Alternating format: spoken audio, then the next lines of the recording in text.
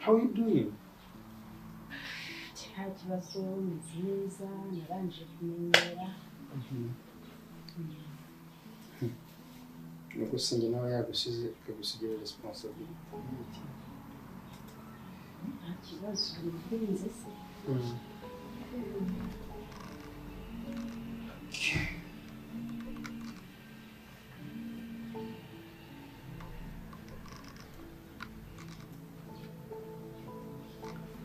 Uri gukora udukiza. Kwamba nkora byinshi se. Nkora byinshi. Zigwegere ndebe ko hari uko naba nzi nkagira icyo ngufasha. Byumvise nereka ibyo uri gukora ndebe ko hari icyo nagufasha.